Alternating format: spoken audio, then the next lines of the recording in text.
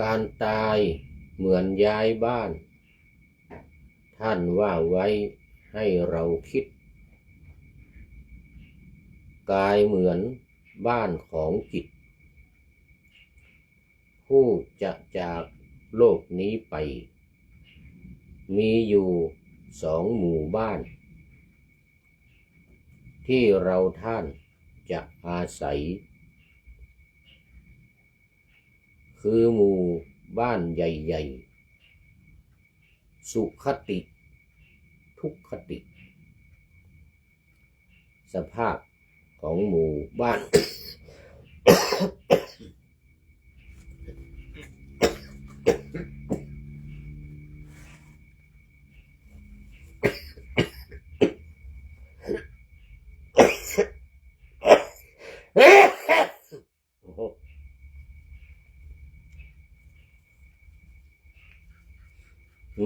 ขออภัย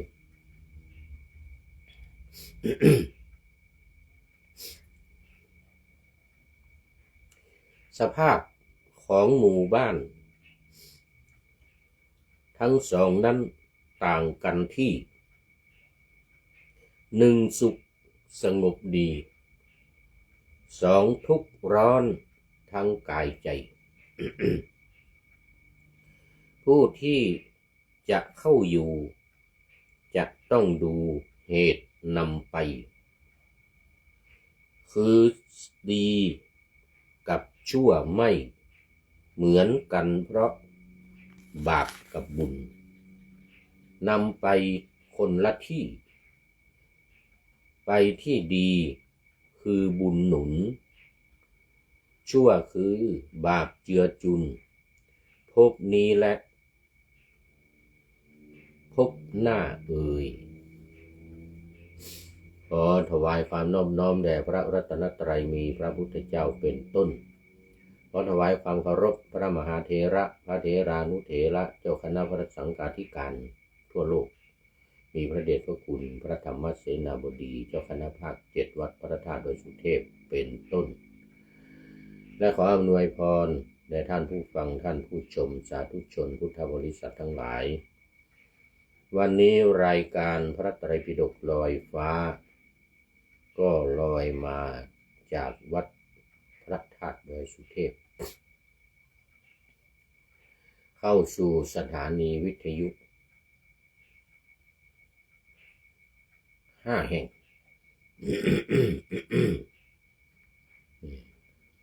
คือ 1. สถานีวิทยุพระพุทธศาสนาแห่งชาติและจริยธรรมวัดพระธาตุดอยสุเทพมีพ่อครูวรรณลบนามวงพรหมเป็นผู้อำนวยการอาจารย์พระมหาประสิทธิ์ประสาธิโกเป็นหัวหน้าสถานีและอาตมภาพพระครูปริยัติยานุศาสตร์เป็นผู้บรรยายเป็นประจำในวันศุกร์เสาร์และอาทิตย์3 วัน 5 เวลาช่วงเช้า7:30 น.ถึง 8 นาฬิกาและช่วงบ่าย13 ถึง 14 นาฬิกา2 วันคือวันศุกร์กับวันเสาร์ รวมกันก็เป็น5 เวลา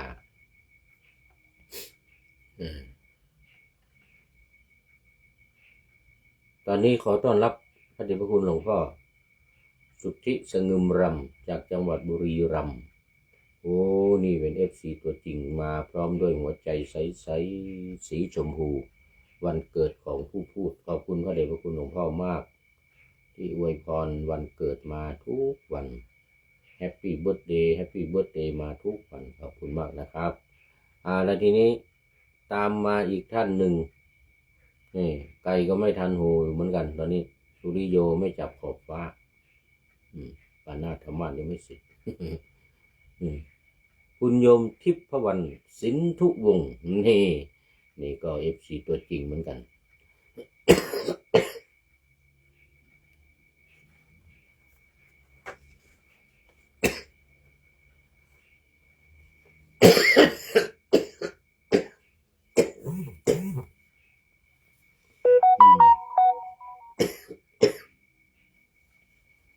ก็ขอไป ไอตัวนี้ น้อมในธรรมสาธุสาธุวะนะ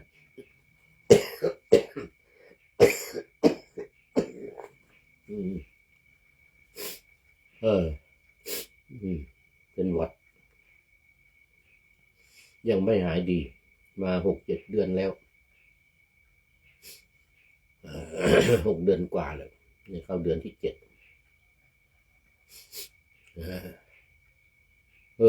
ครบ7 เดือนไปแล้วนี่วันที่4ที่ผ่านมา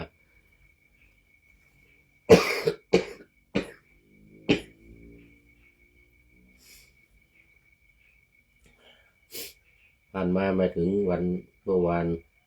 คือวันที่จัดรายการเนี่ยนะเนี่ยที่กำลัง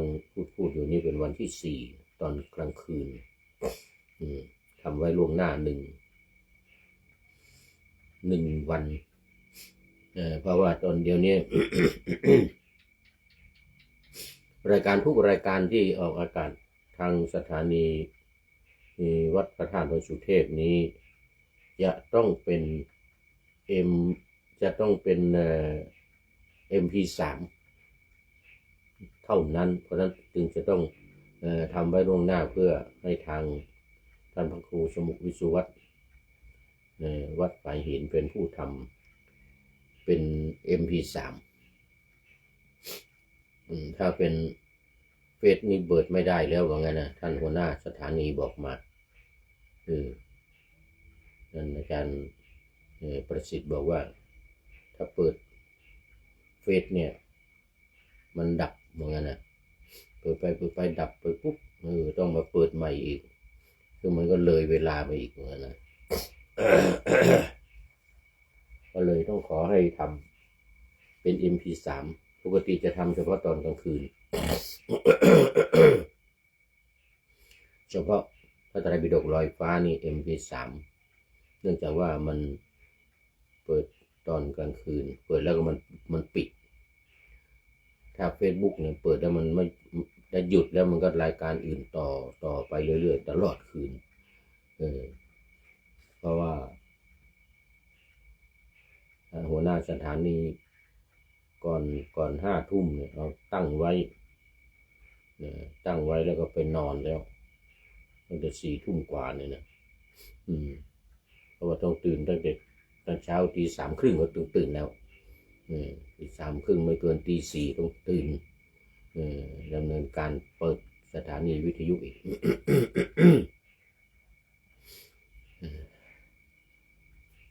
โอ้อีกท่านหนึ่งเข้ามาขอต้อนรับกนกวันอินทานโอ้นี่หลายวันแล้วไม่เข้ามาเป็น FC ตัวจริงเหมือนกันจากกนกวันอินทานนี่จากหนองคายโอ้สาธุนี่จากจังหวัดหนองคายนะเข้ามาแล้วแต่หัวรุ่งเหมือนกันไก่ยังไม่ทันโฮสุริโยยังไม่จับขอบฟ้า เขาลงผ่านหน้าธรรมะอยู่ อย่างหลวงพ่อสุทธิสงมลำจัวหัวรายการยังไม่จบ มาแล้ว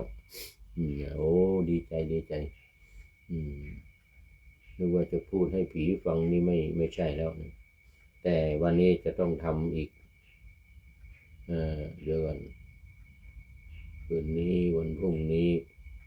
จะต้องทำของวันพรุ่งนี้อีก3 รายการคืนนี้จะต้องนอนดึกหน่อยเมื่อคืนที่แล้วก็ดึก เมื่อคืนที่แล้วรายการสุดท้ายเที่ยงคืน เนื่องจากว่าต้องทำล่วงหน้าอย่างว่าเพราะว่าวัดฝ่ายหินจะได้เอาทำ MP3 ได้ทันก่อนเวลา ขออภัยแย่เลยวันนี้ต้องทำล่วงหน้าเพราะวันพรุ่งนี้ก็ใกล้จะถึงเวลาแล้วมันทำไม่ทันทำเป็น MP3 นะมันทำไม่ทัน เพราะว่าท่านต้องช่วยในการตัดต่อบางทีมันเกินเวลาไปบ้างบางทีมันมีมีไออย่างเมื่อกี้เนี่ย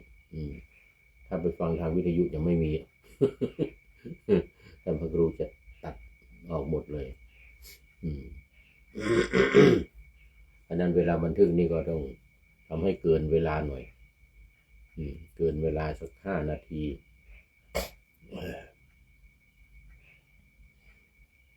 5 นาที10 นาทีก็ได้เพราะว่าท่านจะต้องตัดเอาไอ้ที่มันฟุ่มเฟือยเนี่ยออกไออย่างนี้ อย่างนี้ตัดออกหมดก็มันจะต้องใช้เวลาเลยทีนี้ก็ใกล้เวลาจะออกว่าทำมันก็ไม่ทันตัดหรือว่าแล้วเวลาที่ไปออกวิทยุมันก็เกินมันเกินมันไม่ได้โอ้ไม่ไหวเลยเว้ยนะเอาละตอนนี้ก็เข้ามาสู่เนื้อหาสาระของธรรมะในรายการกันเลยเพราะวันนี้ไม่มีประชาสัมพันธ์อะไรแล้วหมดกิจกรรมงานการประชาสัมพันธ์ถ้ามีเดี๋ยว FC ตัวจริงจะส่งเข้ามาFC ตัวจริงส่งเข้ามาเราก็ค่อยว่ากันนะอันนี้ก็ยังอยู่ใน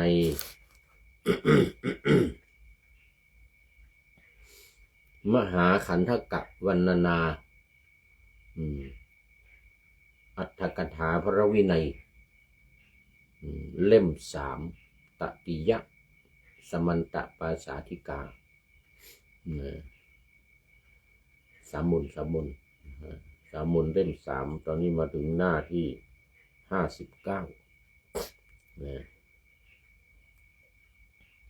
แต่โยชนานี่37เพราะว่าอัตถกถาเนี่ยเขาจะมีโดยเฉพาะอย่างของอัตถกถาพระวินัยเนี่ยก็จะมีโยชนาคืออธิบายความต่อจากนี่อีกทีหนึ่งอัตถกถานี่อธิบายจากพระไตรปิฎกเนี่ย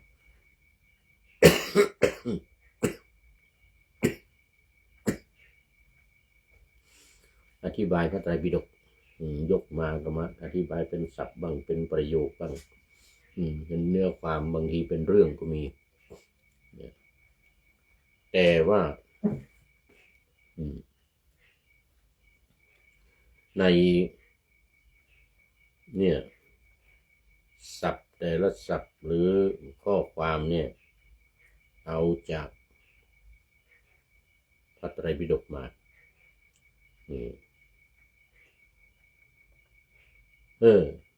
อย่างวันนี้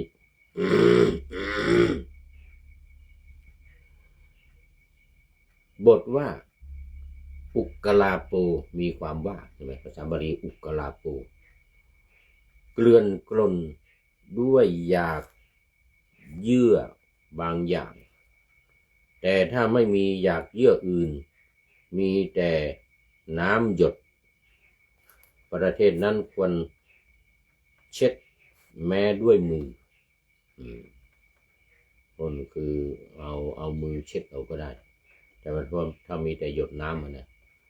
แต่ว่าถ้ามันมีอยากเยื่ออย่างอื่น เนี่ยก็ต้องยากหน่อยก็อยากเยื่อทั้งหลายมัน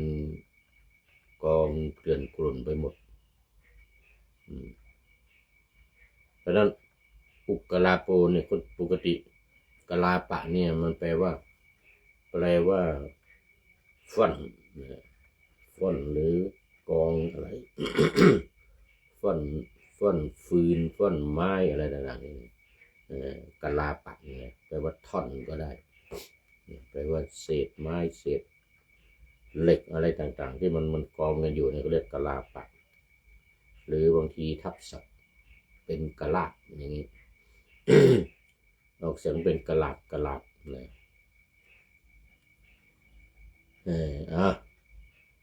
ต่อไป2 บทว่า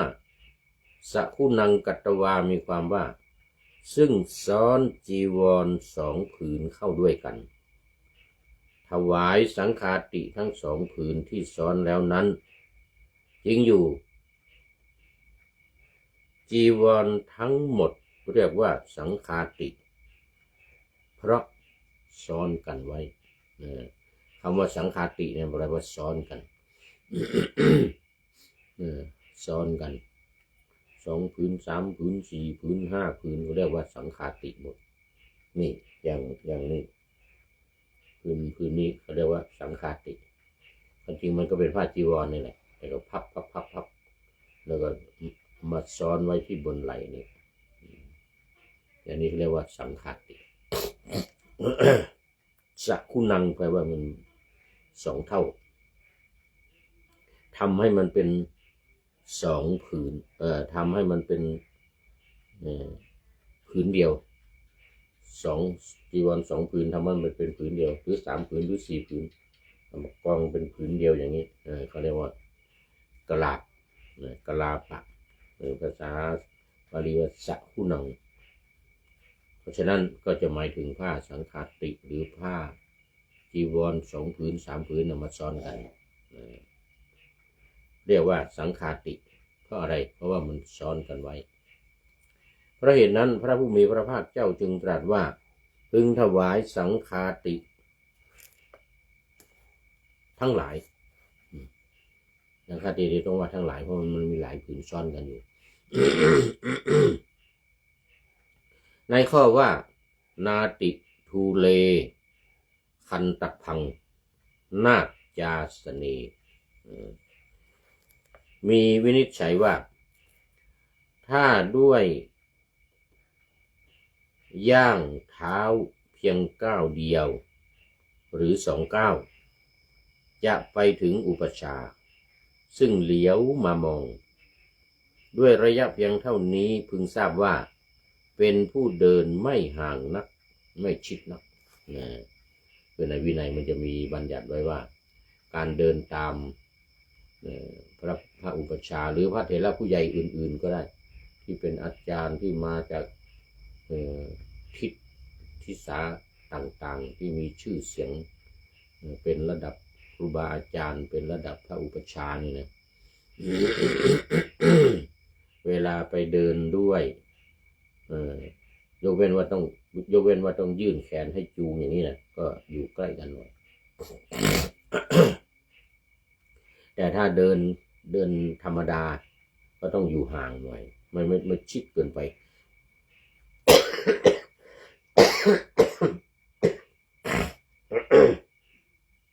แต่ก็ไม่ห่างเกินไปเพราะเผื่อว่าท่านจะใช้งานท่านจะถามทำโน่นถามนี่ก็แต่ก็ไม่โดนชิดจนเกินไปในกรณีว่าท่านจะจับแขนอย่างเงี้ยนะก็ต้องเข้าไปชิดหน่อยท่านก็จะเกาะแขนอย่างนี้แล้วก็พาไปนี่พัดสำหรับพระเถระโสภาตาลรุ่งโอ้เจริญพรเดี๋ยวก่อนเป็นพระหรือเปล่าประเทศเจริญพรเจริญแพนโสภาตาลรุ่งนี่ไม่เข้ามานานนะดูเหลืองเป็นพระด้วยเป็นพระนี่เป็น FC เก่าแก่แต่ว่าไม่ได้เข้ามานานแล้วตาลรุ่งโสภาตาลรุ่ง ต้องไปดูโปรไฟล์ต้องฟื้นฟู เป็น FC เก่าแต่ต้องฟื้นฟูดูโปรไฟล์ก่อนเพราะว่าไม่เข้ามานานแล้วโอ้ขอบคุณมากครับผมยังไม่รู้จากไหนนะเอาละมา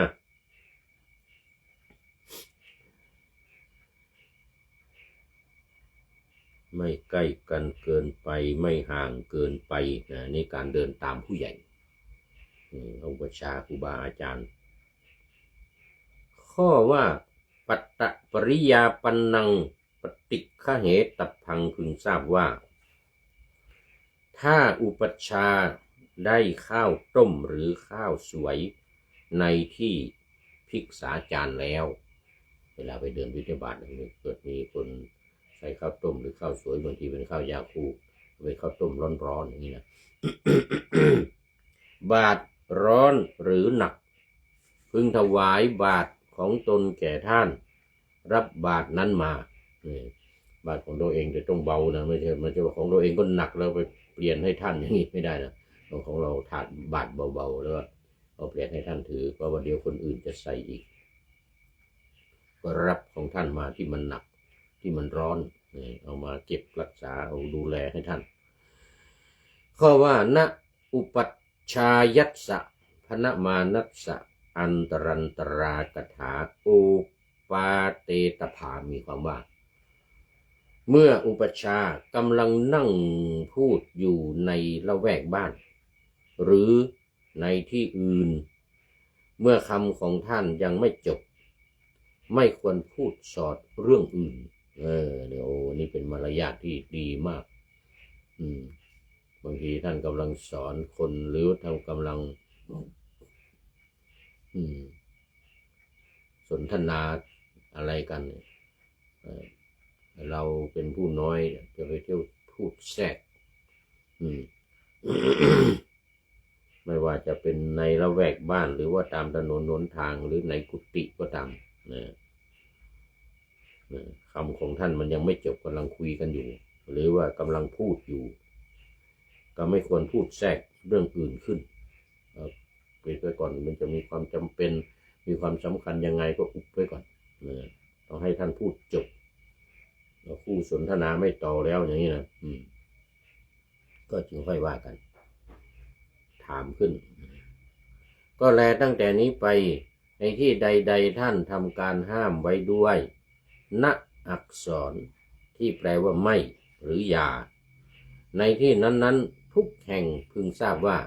เป็นอาบัติทุกกฎจริงอยู่ข้อนี้เป็นธรรมดาในขันธกะเป็นเครื่องหมายชัดเจนว่าณอักษรเนี่ยณมันแปลว่าไม่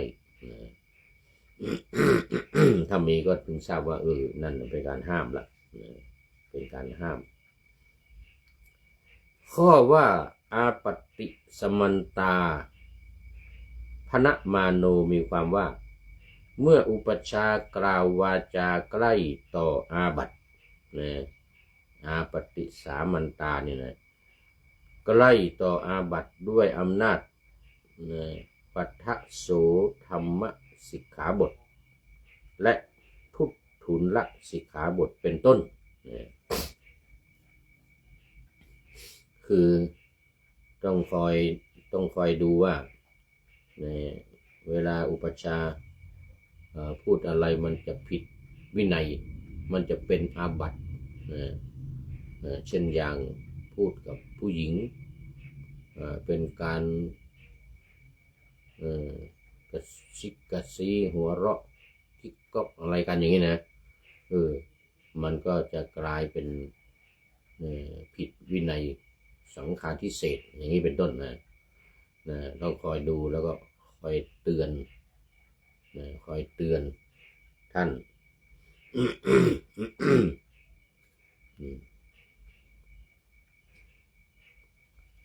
บทว่านิวาเรตโพความว่าพึงห้ามเป็นเชิงถามอย่างนี้ว่าพูดเช่นนี้ควรหรือขอรับไม่เป็นอาบัติหรือเป็นการห้ามแต่ว่าในเชิงคำถามแต่ตั้งใจว่าจะห้ามก็ไม่ควรพูดกับท่านว่าท่านผู้ใหญ่อย่าพูดอย่างนั้นอย่างนี้ไม่ได้ ต้องเป็นเชิงคำถามว่าผิดหรือเปล่าผิดหรือเปล่ามาควรหรือครับเนี่ยว่าจะพูดอย่างนี้ไม่ใช่ว่าไปห้ามเลยว่าอย่าพูดอย่างนั้นนะเพราะคุณท่าน อย่างนี้ไม่ได้เช่นว่ามันใกล้ต่ออาบัติเนี่ยใกล้จะเป็นอาบัติอย่างนี้นะก็ถามว่ามันไม่เป็นอาบัติหรือครับอะไรอย่างนี้นะ จริงมันเรารู้เนี่ยว่ามันเป็นนั่นแหละนะมันจะเป็นอาบัตินั่นแหละ คือมีเจตนาจะห้ามไม่ให้พูดมันหมิ่นเมย์ลักษณะว่ามันหมิ่นเมย์จะเป็นอาบัติแต่ไม่ได้ว่าตรงๆแต่ก็เป็นเชิงคำถาม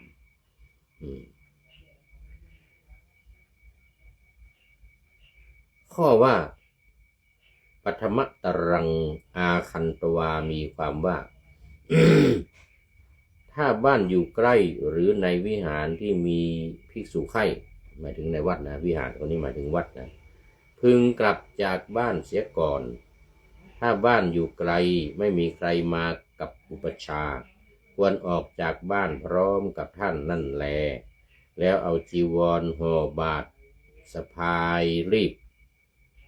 มาก่อนแต่กลางทางเมื่อกลับอย่างนี้มาถึงก่อนแล้วพึงทำวัดทุกอย่างมีปูอาสนะเป็นต้น เพราะว่าบางทีท่านอาจจะเดินช้าเป็นพระเถระอายุมากเราก็รวบรวมเก็บสิ่งของอะไรกว่าท่านเดินตัวเปล่าเราก็รวบรวมแล้วก็เอาเดินเลี่ยงนำหน้ามาก่อนเมื่อถึงวัดจะได้เตรียมน้ำเตรียมที่นั่งอาสนะอะไรที่ฉันให้เรียบร้อยท่านมาถึงปุ๊บก็ฉันได้เลยอย่างนี้เป็นต้นนะเนี่ย นี่เป็นเรื่องของวัดวัตตะอุปชายวัตตกถาตอนนี้อยู่ในอุปชายวัตตกถากันกล่าวถึงวัดปฏิบัติต่อพระอุปชาสองบทว่าสินนังโหติมีความว่าเป็นของชุ่มหรือเปียกเหงื่อสินนังโหติเพราะว่าจตุรังคุลังกันนังอุสาเทศตวามีความว่าพึงเหลื่อมมุมให้เกินกันประมาณ4 นิ้วต้องพับจีวรอย่างนี้เพราะเหตุไรเพราะตั้งใจจะมิให้หักตรงกลางจริงอยู่จีวรที่พับให้มุมเสมอกันย่อมหักตรงกลางจีวรที่ชอกช้ำเป็นนิดเพราะพับดังนั้นคือพับตรงกลางให้มันนี่เท่ากันตอนนั้นมันมักจะหัก มันจะหักมันย่อมจะชำรุดพระผู้มีพระภาคตรัสข้อนี้ก็เพื่อป้องกันความชำรุดนั้นเพราะเหตุนั้นในวันพรุ่งจีวรจะไม่ชอกช้ำเฉพาะตรงที่หักในวันนั้นด้วยวิธีใดพึงพับให้เหลื่อมกันวันละ4 นิ้วด้วยวิธีนั้น เพราะว่าโอโพเคกายพันธนังกาตพังมีความว่าพึงพับประคตเอวสอดเก็บไว้ในขนดจีวรขนดจีวรก็คือชายจีวรที่มันใหญ่ๆความกว้างขนาดนี้พับนี่ประคตเอวที่มัดเอวนี่นะเอาสายมันมารวมไว้แล้วก็เอายัดเข้าไปในชายจีวรในขนดจีวรอยู่รอบจีวรข้อว่าสเจปินดาปาโตโหตินี้มีวินิจฉัยว่าอุปชาใดฉันในบ้านนั่นเองหรือในละแวกบ้านหรือในหอฉันแล้วจึงมาหรือไม่ได้บินดะคือไม่ได้ก้อนข้าวนะบิณฑบาตของอุปชานั้นชื่อว่าไม่มีแต่ของอุปชาผู้ไม่ได้ฉันในบ้านหรือผู้ได้ภิกษาแล้วชื่อว่ามีเพราะเหตุนั้นพระผู้มีพระภาคจึงตรัสคำเป็นต้นว่า ถ้าบิณฑบาตมีคำว่าบิณฑบาตมีคือได้รับบิณฑบาตมีคนใส่บาตรเหมือนกันเด้อนะแม้ถ้าแม้บิณฑบาตของท่านไม่มีและท่านใคร่จะฉันพึงถวายน้ำน้อมถวายบิณฑบาตแม้ที่ตนได้แล้วนี่ในกรณีพระอุปัชฌาย์ไปบิณฑบาตมาแต่ไม่ได้อะไรแต่มีความประสงค์จะฉันแล้วถึงเวลาแล้วมันหิวแล้วเนี่ยของตัวเองได้อะไรมาก็ตามนั้นได้อะไรก็ถวายอันนั้นถวายให้อุปัชฌาย์ไปข้อว่าปานีเยนะปุจิตโพมีความว่าพึงถามอุปัชฌาย์ซึ่งกำลังฉันถึงน้ำฉัน3 ครั้งว่าผมจะนำน้ำมาได้หรือยังครับขณะที่ท่านฉันอยู่นะถามว่าผมจะนำน้ำมาล่วงหน้ามาประเคนไว้ก่อนได้ไหมคุณน้องนี่นะถ้าเวลาพอเมื่ออุปัชฌาย์ฉันเสร็จแล้วตนเองจึงค่อยฉันสัตถิวิหาริกหรืออันเตวสิกที่คอยดูแลอุปัชฌาย์อาจารย์ต้องฉันทีหลังอาจารย์ฉันทีหลังพระอุปัชฌาย์ไม่ใช่ว่าอุปัชฌาย์กำลังล้างเท้าอยู่ตัวเองนั่งฉันไปก่อนไม่ว่าเป็นของตนเองก็จริงไม่เกี่ยวข้องกับของอุปัชฌาย์นะฉันของใครของมันอยู่แล้วอย่างนี้แต่ยังต้องดูจังหวะข้อว่าอนันตระหิตายะ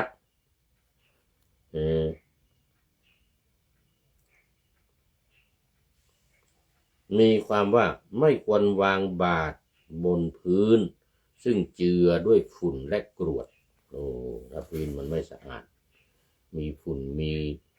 กรวดหินดินทรายอยู่ก็ไม่ควรจะวางไม่ได้ปูลาดด้วยบรรดาเครื่องปูลาดมีเสื่ออ่อนและท่อนหนังเป็นต้นชนิดใดชนิดหนึ่งแต่ถ้าพื้นเป็นที่อันเขาลงรักหรือโบกปูนหรือไม่มีละอองและฝุ่นดินจะวางบนพื้นเห็นปานนั้นก็ควรอยู่จะวางแม้บนทรายที่สะอาดก็ควรจะวางบนดินร่วนฝุ่นและกรวดเป็นต้นนี่ไม่ควร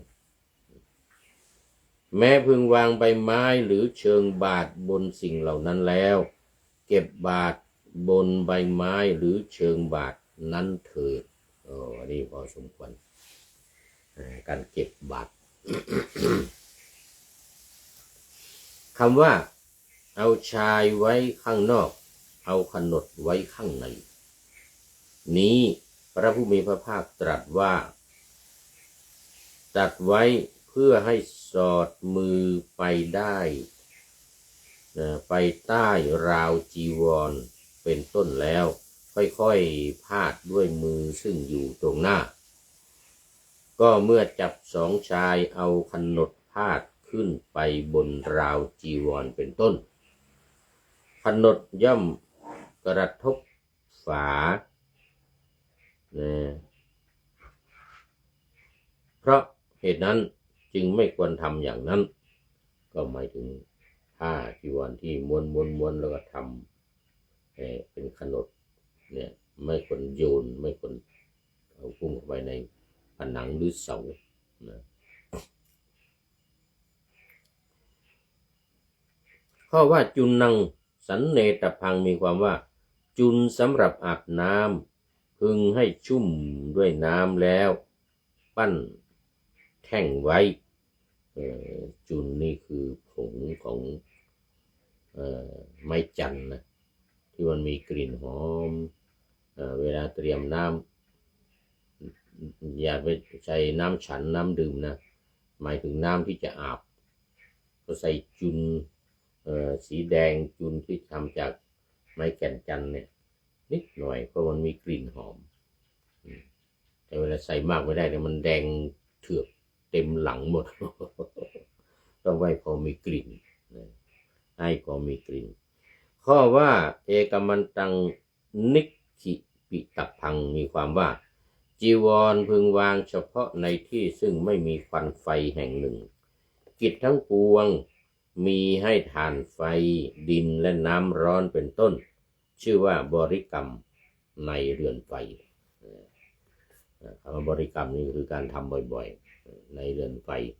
ก็จำได้ว่าหม้ออยู่ตรงไหนกระทะอยู่ตรงไหนถ้วยอยู่ตรงไหนอะไรเงี้ยนะที่วางมันไม่ได้เป็นโต๊ะเรียบสวยงามอย่างนี้มันวางกับพื้นดิน วางกับพื้นอย่างนั้นต้องดูพื้นให้ดีนะต้องดูพื้นให้ดี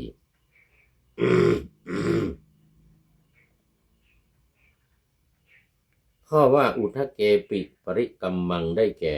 กิจทุกอย่างที่ถูกตัวเป็นต้นที่ถูกตัวก็คือถูกตัวเอง ไม่ควรทำข้อว่าปานีเยนะปุจิตโพมีความว่าความกระหายย่อมมี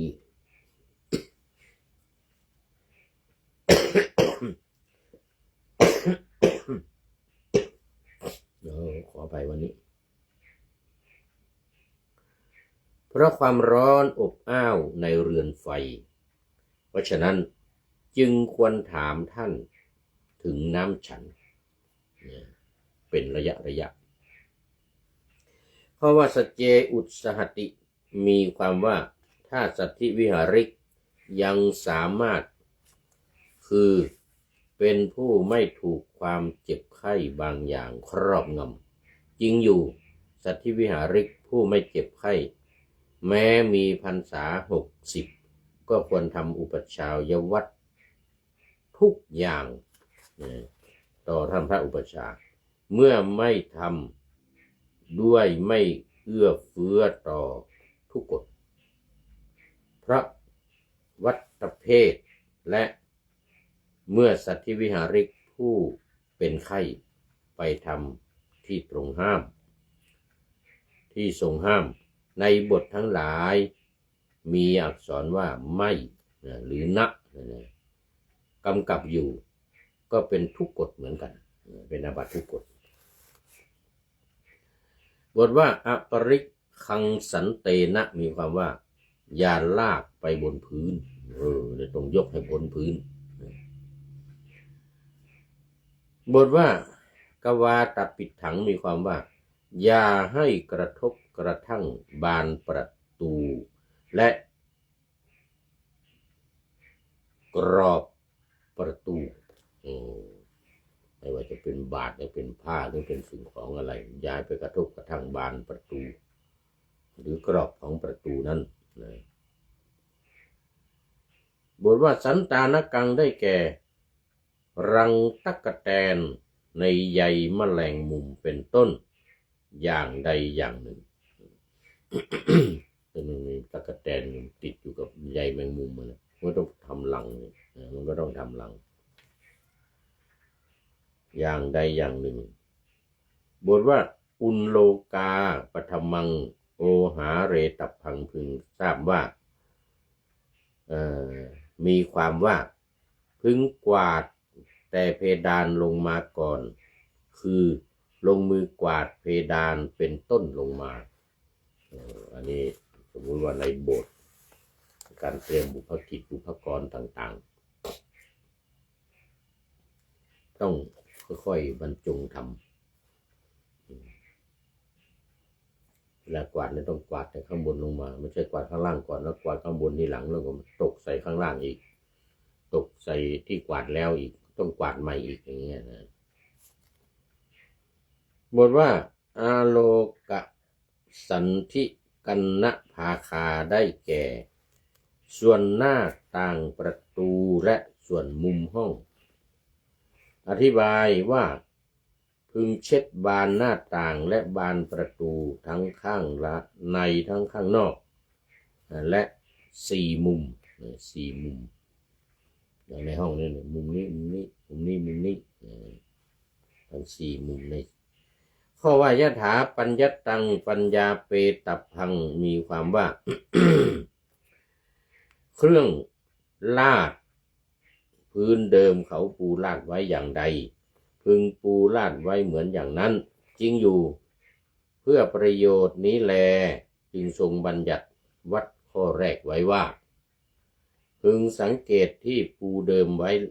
แล้วขนออกไปวางไว้ส่วนหนึ่งแต่ถ้าเครื่องลาดนั้น เป็นของบางคนซึ่งไม่เข้าใจได้ปูลาดไว้ก่อนพึงปูให้ห่างฝาโดยรอบ2 นิ้วหรือ3 นิ้วอันธรรมเนียมการปูลาดมีดังนี้ถ้ามีเสื่อลำแพนแต่ใหญ่เกินไปพึงตัดพับชายเย็บผูกแล้วจึงปูถ้าไม่เข้าใจพับชายเย็บผูกอย่าตัดนี่สำคัญมากข้อว่ากุรัตถิมาวาตปานาละเกตภาละเกตภามีความว่าพึงเปิดหน้าต่างทิศตะวันออกหน้าต่างแม้ที่เหลือก็พึงปิดอย่างนั้น เปิดด้านเดียวที่ให้เปิดด้านตะวันออกก็เนื่องจากว่ามันจะรับแสงแดดได้เวลาพระอาทิตย์ขึ้นแสงแดดเข้ามาบทว่าวูปกาสาเปตโพมีความว่าพึงวางภิกษุอื่นว่าวานหรือขอเนี่ยวานภิกษุอื่นว่าขอท่านช่วยพาพระเถระไปที่อื่นเถิดที่ท่านอาจจะไม่สมควร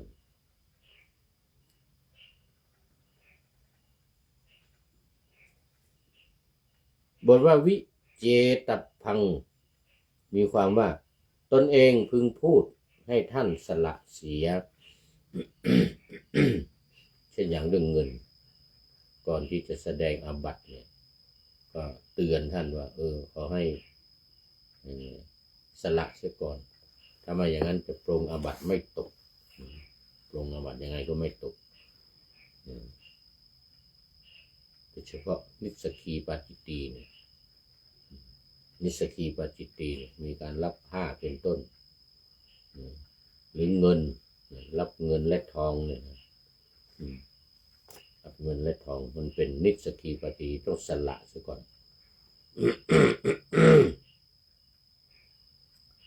ข้อว่าอุสุกังกาตพังมีความว่าภิกษุ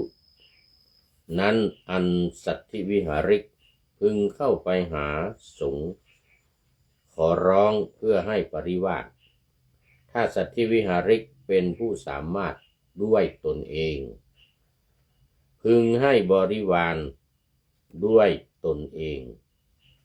ขออภัยพึงให้ปริวาสด้วยตนเองเป็นบริวารไปได้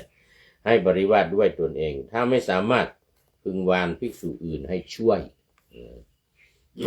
นี่เป็นเรื่องรายละเอียดในการเข้าปริวาสข้อว่ากินตินุโขมีความว่าด้วยอุบายอย่างไรหนอแล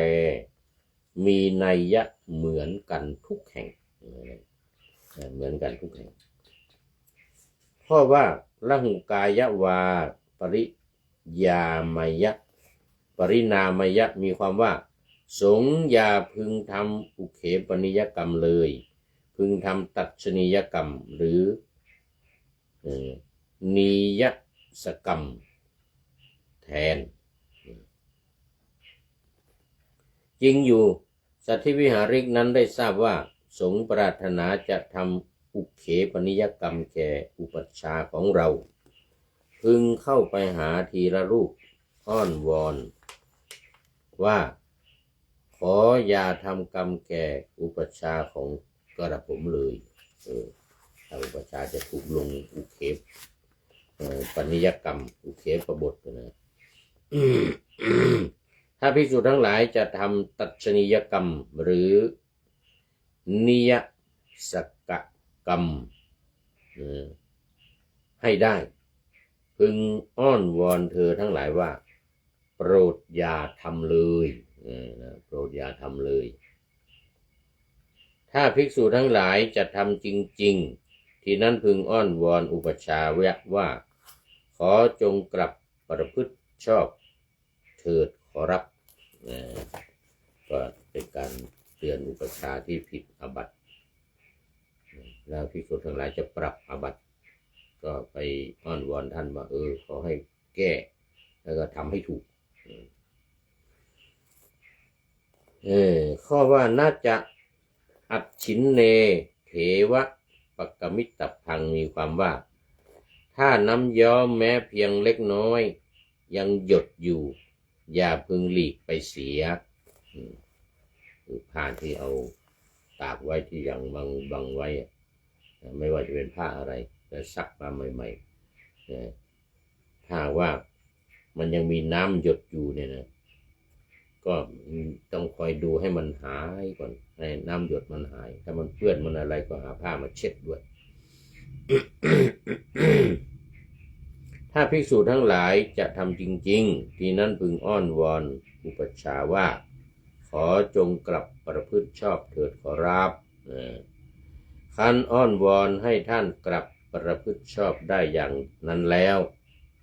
พึงอ้อนวอนภิกษุทั้งหลายว่าโปรดระงับกรรมเถิดขอรับระงับกรรมเข้าปริวาสนั้นหยุดเรื่องการเข้าปริวาส สองบทว่าสัมปริวัตกังสัมปริวัตกังได้แก่พลิกกลับไปรอบๆเพราะว่าน่าจะอุดฉินเนวะปกมิตพังมีความว่า ถ้าน้ำย้อมแม้เพียงเล็กน้อยยังหยดอยู่อย่าพึงหลีกไปเสียนิซ้ำเมื่อกี้นี่วัดปฏิบัติทุกข้อเป็นต้นว่ายังไม่ได้เรียนอุปัชฌาย์อย่าให้บาปแก่คนบางคนดังนี้พระผู้มีพระภาคตรัสสำทับบุคคลซึ่งเป็นวิภาคของอุปัชฌาย์คือคุณอยู่คนละฝ่ายไม่อยู่ฝ่ายเดียวกันอุปัชฌาย์เนี่ยเป็นศัตรูกันเพราะว่าณอุปัชฌายังอนาปุจฉาคาโมปวิสิตโพมีความว่าสัตถิวิหาริกปรารถนาจะเข้าไปด้วยบิณฑบาตหรือด้วยกรณียะอย่างอื่นพึงบอกลา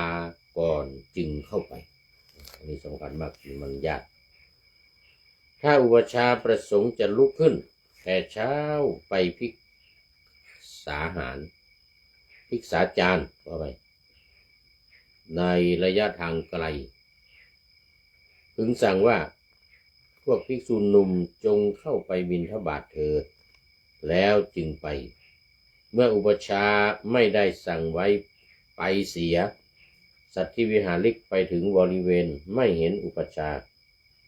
จะเข้าบ้านก็ควร ถ้าแม้กำลังเข้าไปในบ้านและพบเข้าควรจะบอกลาตั้งแต่ที่พบทีเดียวจะลาไปโน่นจะลาไปนี่นะเพราะว่าณสุสาคันตพังมีความว่าไม่ไปเพื่อต้องการอยู่หรือเพื่อต้องการดูในข้อว่าณทิสาปกมิตภานี้มีวินิจฉัยว่าสัตถิวิหาริกผู้ประสงค์จะไปพึงชี้แจงถึงกิจการแล้วอ้อนวอนเพียงครั้งที่3ถ้าท่านอนุญาตเป็นการสำเร็จถ้าไม่อนุญาตเมื่อเธออาศัยท่านอยู่อุเทศก็ดีปริปุจฉาก็ดีกรรมฐานก็ดีไม่สำเร็จอุปัชฌาย์เป็นคนโง่ไม่เฉียบแหลม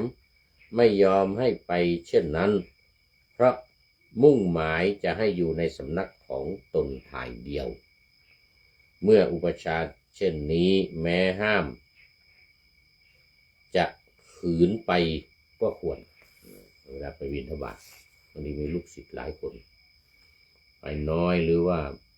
เอามาแล้วก็ไม่พอกินในข้อว่าณทิสาปกมิตตภานี้มีวินิจฉัยว่า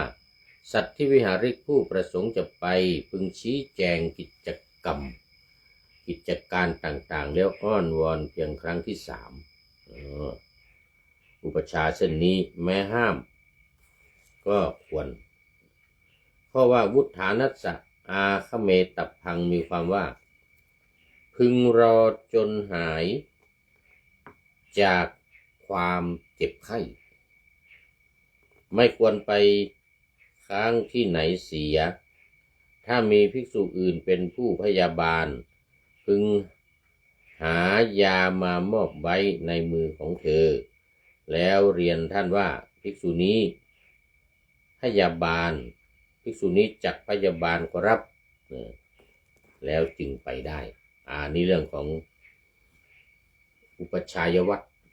วัดที่จะพึงทำต่อพระอุปชา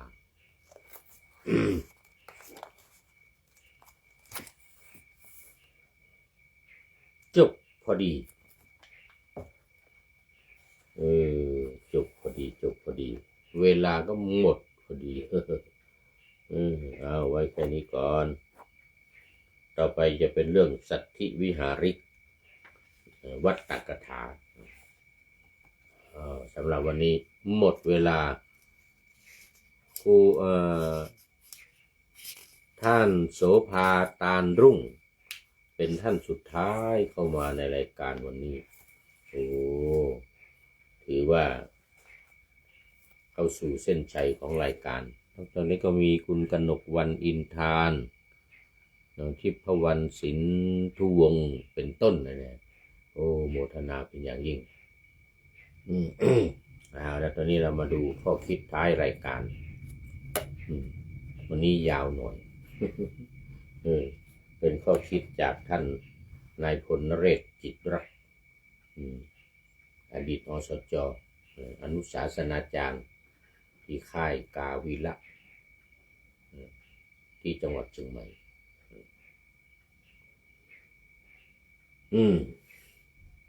ใจความก็คือ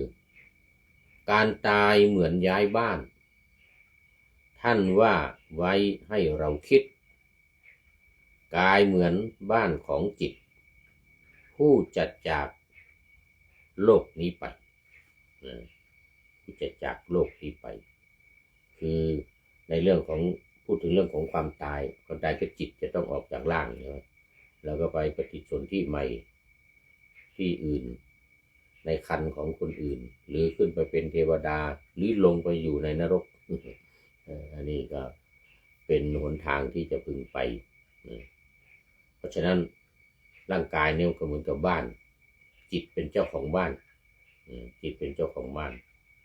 ในการจะจากไปเนี่ยก็ต้องมีพิธีรีตองหน่อยผู้จะจากโลกนี้ไปมีอยู่2 หมู่บ้านจากโลกนี้ไปแล้วมันจะมีอยู่2 หมู่บ้านมีอยู่2 หมู่บ้านที่เราท่านจะอาศัยคือหมู่บ้านใหญ่ๆสุขติทุกขติสุขติก็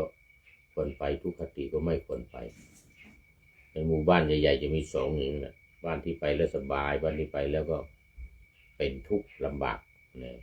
คือสุขติกับทุกขติสภาพของหมู่บ้านทั้ง2นั้นต่างกันที่1สุข